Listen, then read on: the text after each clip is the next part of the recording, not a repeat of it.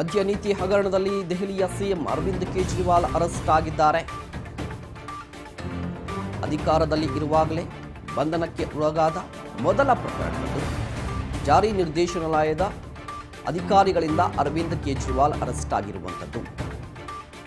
ಮದ್ಯ ನೀತಿ ಹಗರಣದಲ್ಲಿ ಇಡಿ ಅಧಿಕಾರಿಗಳು ಅರವಿಂದ್ ಕೇಜ್ರಿವಾಲ್ ಅವರಿಗೆ ಸಾಕಷ್ಟು ಸಮನ್ಸ್ ಅನ್ನ ಜಾರಿ ಮಾಡಿದ್ರು. ಬರೋಬ್ಬರಿ 9 ಸಮನ್ಸ್ ಅನ್ನ ಜಾರಿ ಮಾಡಿದ್ರು, ಬನ್ನಿ ವಿಚಾರಣೆಗೆ ಅಂತ. ಆದರೆ ಅರವಿಂದ್ ಕೇಜ್ರಿವಾಲ್ ಅವರು ದೆಹಲಿಯ ಹೈಕೋರ್ಟ್ಗೆ ಒಂದು ಅರ್ಜಿಯನ್ನ ಸಲ್ಲಿಕೆ ಮಾಡಿದ್ರು. ನಾನು ವಿಚಾರಣೆಗೆ ಬರ್ತೀನಿ ಸರಿ, ಬಟ್ ನನ್ನನ್ನು ಅರೆಸ್ಟ್ ಮಾಡಬಾರ್ದು, ಆ ರೀತಿಯಾಗಿ ಒಂದು ಅರ್ಜಿಯನ್ನ ಸಲ್ಲಿಕೆ ಮಾಡಿದ್ರು. ಆದರೆ ನಿನ್ನೆ ಹೈಕೋರ್ಟ್ ಅರ್ಜಿಯನ್ನ ತಿರಸ್ಕಾರ ಮಾಡಿತು. ನಿಮ್ಮದೇ ಏನೇ ವಾದಗಳಿದ್ರೂ ಕೂಡ ಲಿಖಿತ ರೂಪದಲ್ಲಿ ಕೊಡ್ರಿ ಅಂತ ಹೇಳಿದರು. ಅದಾದ ನಂತರ ಅರವಿಂದ್ ಕೇಜ್ರಿವಾಲ್ ಅವರ ನಿವಾಸಕ್ಕೆ ಇಡಿ ಅಧಿಕಾರಿಗಳು ಬಂದರು. ಬರೋಬ್ಬರಿ 2 ಗಂಟೆಗಳ ಕಾಲ ವಿಚಾರಣೆಯನ್ನು ನಡೆಸಿದ್ರು. ಅದಾದ ನಂತರ ಅರೆಸ್ಟ್ ಮಾಡಿದ್ರು. ಅರೆಸ್ಟ್ ಮಾಡ್ತಾ ಇದ್ದಂತಹ ಸಂದರ್ಭದಲ್ಲಿ ಒಂದಿಷ್ಟು ಹೈ ಡ್ರಾಮಾ ನಡೀತು.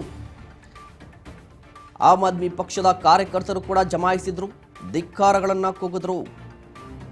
ಇದು ರಾಜಕೀಯ ಪಿತೂರಿ. ಇದು ಕೇಂದ್ರ ಸರ್ಕಾರ ತನಿಖಾ ಸಂಸ್ಥೆಗಳನ್ನು ಯೂಸ್ ಮಾಡಿಕೊಂಡು ವಿಪಕ್ಷಗಳ ನಾಯಕರನ್ನು ಅರೆಸ್ಟ್ ಮಾಡಿಸ್ತಾ ಇರುವಂಥದ್ದು. ಇದು ಅರವಿಂದ್ ಕೇಜ್ರಿವಾಲ್ ಅವರನ್ನು ಅರೆಸ್ಟ್ ಮಾಡಿಸಿರುವಂಥದ್ದು ಕೂಡ ಒಂದು ಪಿತೂರಿ ಅಂತ ಕಾರ್ಯಕರ್ತರು ನಿನ್ನೆ ನೈಟ್ ಹೋರಾಟವನ್ನು ಮಾಡಿದರು. ಅದೇ ರೀತಿಯಾಗಿ ಇವತ್ತು ಕೂಡ ಹೋರಾಟವನ್ನು ಮುಂದುವರಿಸಿರುವಂಥದ್ದು.